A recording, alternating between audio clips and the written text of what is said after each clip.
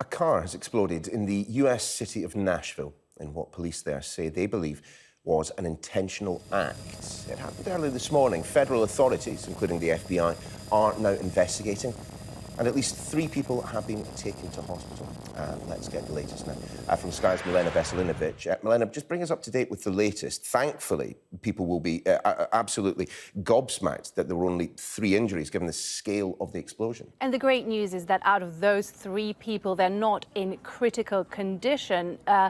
Other than that, the police have now cordoned off large parts of central Nashville. And as you mentioned there, not only local but also federal agencies are involved in this investigation, including the FBI. Earlier on, the police said they do believe that this was an intentional act.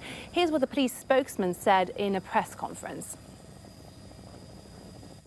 Before 6 o'clock this morning, Central Precinct officers received a call of a shots fired on 2nd Avenue North.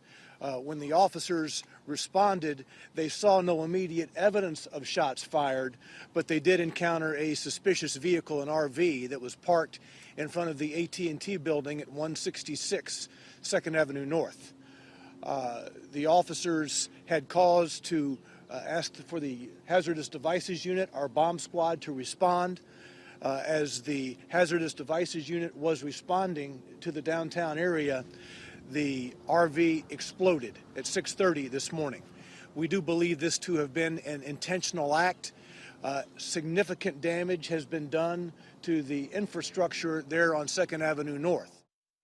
And this does appear to have been a very powerful explosion. You could see from scenes that shattered glass was sent up flying. You could see black smoke billowing from the scene of the explosion. And local media spoke to a man who lives nearby who said that this blast blew away all of the windows in his home and that his entire building shook. Now, it took place in what is a touristy part of Nashville. There's lots of restaurants and bars there, but of course, that early on Christmas morning, thankfully, there weren't many people around. The priority now for the police is to make sure that anyone who was in the area when this explosion happened is accounted for, and also that the fire, which is still raging really in certain parts of it, is contained. But this is still very much a developing situation in an ongoing live investigation, Neil.